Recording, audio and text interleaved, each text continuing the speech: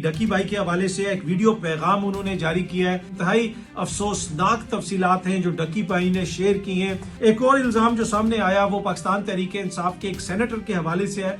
पाकिस्तान तहरीक इंसाफ का एक सेनेटर इस वक्त ऐसा है जो दहशतगर्द है। गुज़िश्ता रोज जो पेशावर में जलसा किया वो एक काफी बड़ा जलसा था।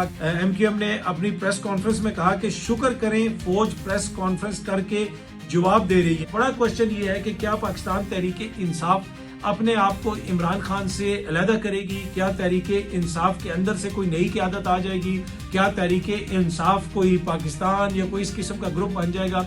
अस्सलाम वालेकुम, उम्मीद है कि आप सब लोग खैरियत से होंगे। सबसे पहली स्टोरी डकी भाई के हवाले से एक वीडियो पैगाम उन्होंने जारी किया है जिसमें उन्होंने मुबैना तौर पे बताया है कि उनके साथ दौरान हिरासत क्या कुछ होता रहा, कैसे उनसे पैसा लिया गया, कैसे पैसा लेने की कोशिश की गई, कैसे उनके ऊपर तशद्दुद हुआ, कैसे उनको गालियां दी गई। इंतहाई अफसोसनाक तफसीलात हैं जो डकी भाई ने शेयर की हैं।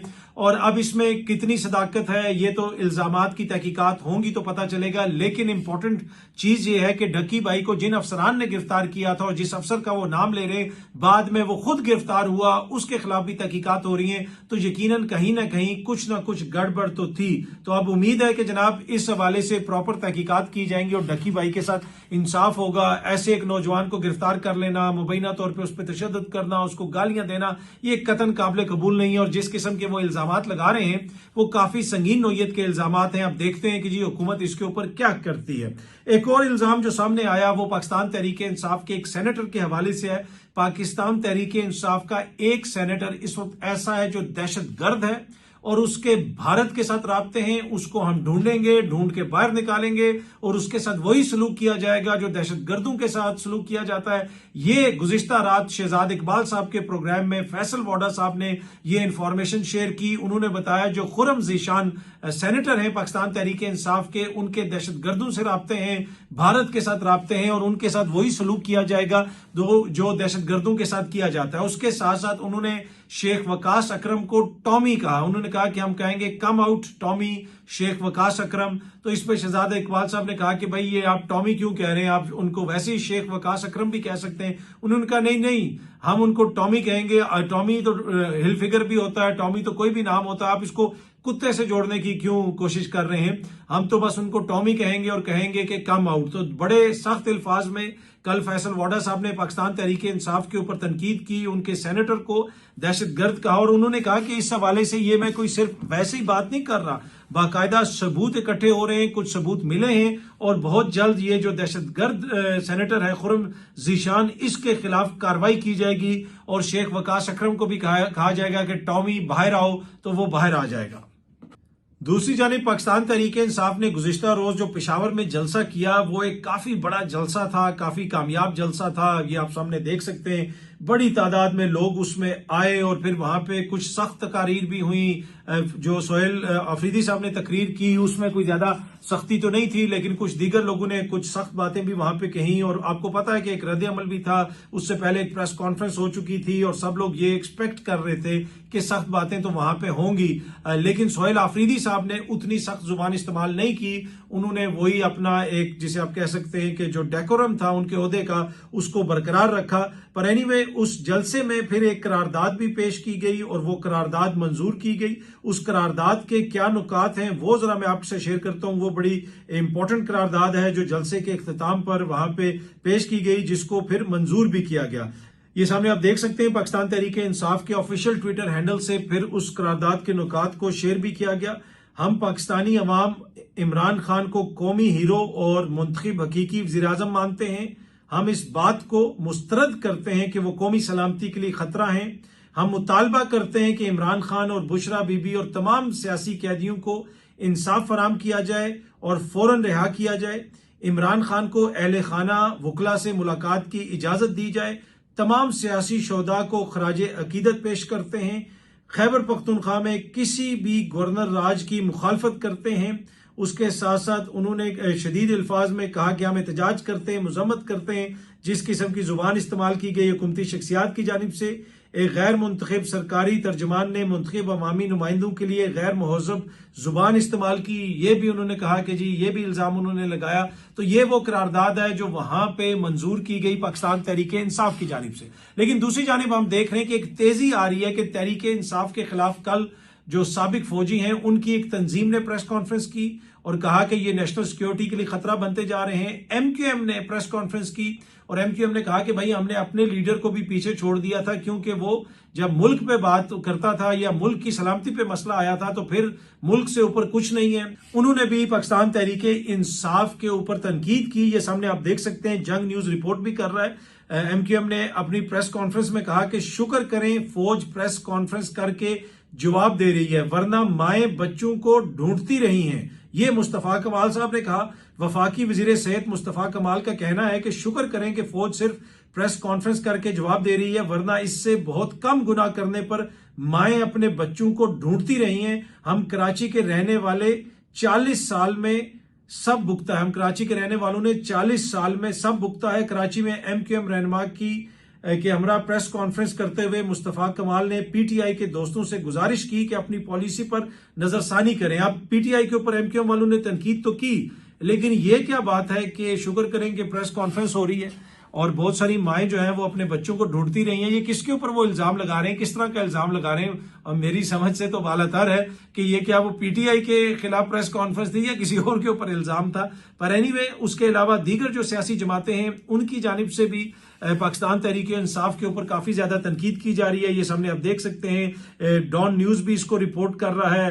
एहसन इकबाल साहब ने भी ये कहा कि पीटीआई फैसला करे कि रियासत के साथ है या मुतनाज़ा क़यादत के। तो एक तरह से माइनस इमरान खान साहब की बात हो रही है कि भाई आप इमरान खान साहब को साइड पे कर दें और अपनी जमात को लेकर आगे चलें। मगर इसमें बड़ा मसला इस वक्त ये है कि पीटीआई की तो हुकूमत ही नहीं किसी जगह पे। पीटीआई को तो इन्होंने आजाद करार दिया हुआ है। पीटीआई का तो कोई एमएनए ही नहीं है, पीटीआई का तो कोई एमपीए ही नहीं है, उनको तो इन्होंने मखसूस सीटें ही नहीं दी। तो अगर उन पर पाबंदी भी लगा देंगे तो वो तो वैसे ही वहां पे आजाद लोगों की हुकूमत है। पर एहसन इकबाल साहब ने कहा है कि अपने आप को मुतनाज़ा क़यादत से दूर करें। अच्छा, बीबीसी ने कल एक पीस किया, ये सामने आप देख सकते हैं, जिसमें लिखा हुआ है कि फातिमा जना, बेनजीर भुट्टो, नवाज शरीफ और अब इमरान खान, पाकिस्तान में कब कब सियासतदानों को कौमी सलामती के लिए खतरा करार दिया गया। तो वो ये कह रहे हैं कि भाई ये कोई नई बात नहीं है, पाकिस्तान में अक्सर सियासी रहनुमाओं को कौमी सलामती के लिए खतरा करार दे दिया जाता है। इसमें फातिमा जना का जिक्र भी है, शहीद मोहतरमा बेनजीर भुट्टो साहबा का जिक्र भी है, मियां साहब का भी जिक्र है। तो काफी तफसीली पीस एक किया है बीबीसी ने। तो जो बहस मुल्क में इस वक्त चल रही है और जो सियासी जमातें ये एक तरह से प्रेशर डाल रही हैं, सियासी प्रेशर डाल रही हैं पाकिस्तान तहरीक इंसाफ के ऊपर कि आपका जो रवैया है वो मुनासिब नहीं है और अपने आप को इमरान खान साहब से अलहदा करें। अब बड़ा क्वेश्चन ये है कि क्या पाकिस्तान तहरीक इंसाफ अपने आप को इमरान खान से अलहदा करेगी? क्या तहरीक इंसाफ के अंदर से कोई नई क़यादत आ जाएगी? क्या तहरीक इंसाफ कोई पाकिस्तान या कोई इस किस्म का ग्रुप बन जाएगा? मेरा नहीं ख्याल कि इस वक्त सिचुएशन ऐसी है, क्योंकि हुकूमत की हालत यह है कि हुकूमत के पास कोई सियासी कैपिटल नहीं है। अगर हुकूमत मजबूत होती है, अगर सियासी कैपिटल होता, अगर इनकी बात में वजन होता तो चीजें इस नहज पे कभी पहुंचती नहीं। देखे ना, जिस तरह कल भी मैंने आपके साथ ये चीज शेयर की थी कि एक जलसा किया है तहरीक इंसाफ ने और तकरीबन 78,000 बंदा लाइव सिर्फ एक ट्विटर हैंडल पे देख रहा था।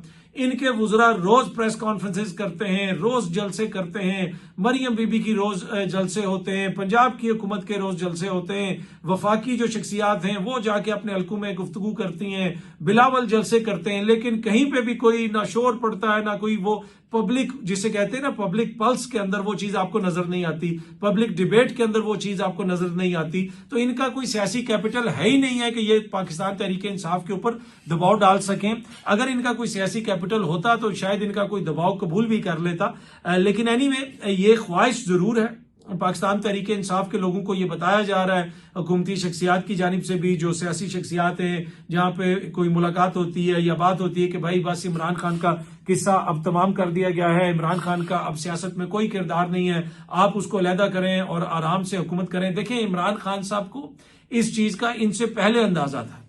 अगर आज पार्टी बाहर मजबूत होती सिर्फ खान साहब को पकड़ा होता, बाकी सारे किसी को से प्रेस कॉन्फ्रेंस ना करवाई गई होती, शाह साहब भी बाहर होते, दीगर लोग भी बाहर होते, जो छोड़ के चले गए थे अब वापस आने की कोशिश कर रहे हैं वो भी ना गए होते, तो शायद सिचुएशन मुख्तलिफ होती, बाहर पार्टी कुछ ना कुछ कर लेती।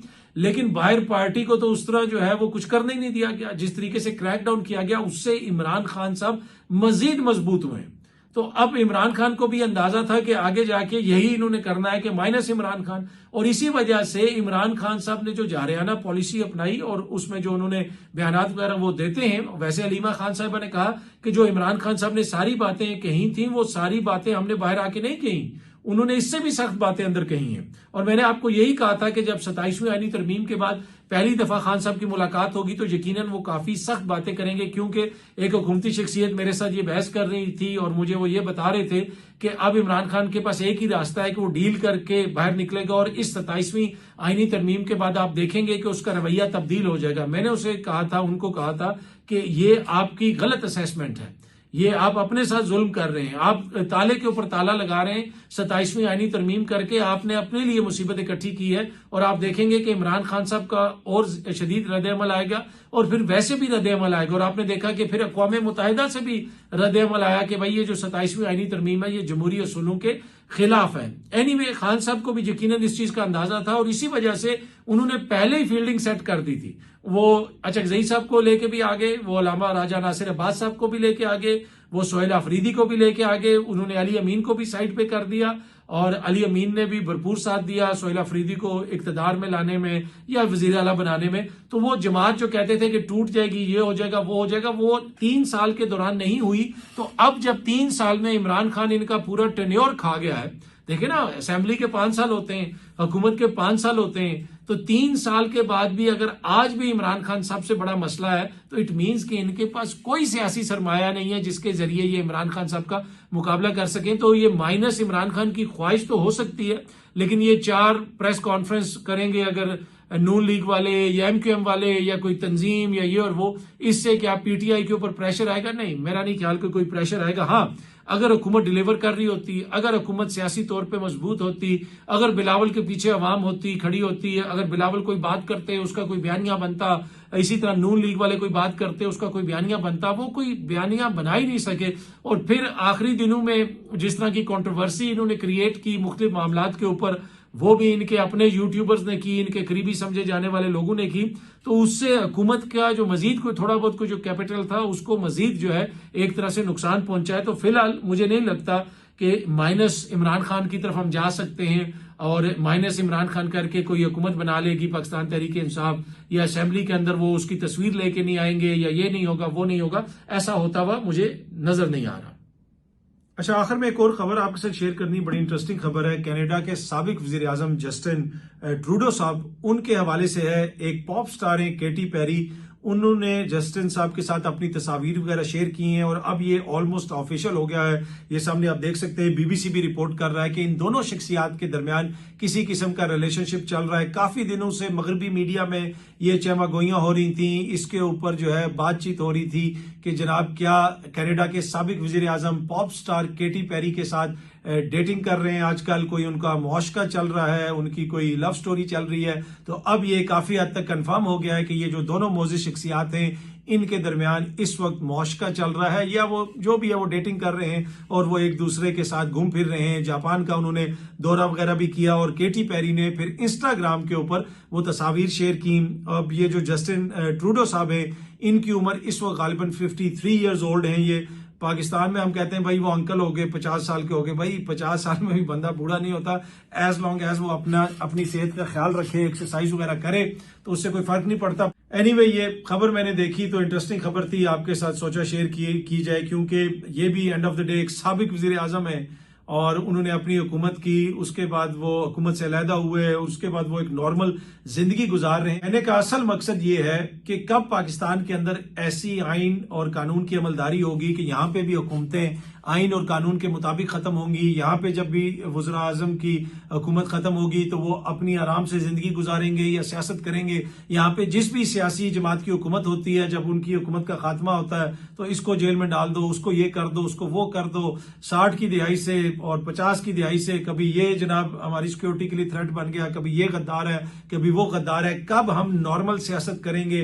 कब हमारे यहाँ चीजें नॉर्मल होंगी? इसमें हम सब का किरदार है। उसमें सहाफत का किरदार भी है, उसमें सियासत का किरदार भी है, उसमें वकालत का किरदार भी है, उसमें अदालत का किरदार भी है। और ये जो सारे किरदार हैं, अगर ये आईने पाकिस्तान के अंदर रह के अदा किए जाएं तो ये तभी मुमकिन हो सकेगा। बहुत जल्दी आप सब दोस्तों से दोबारा मुलाकात होगी। Thank you very much.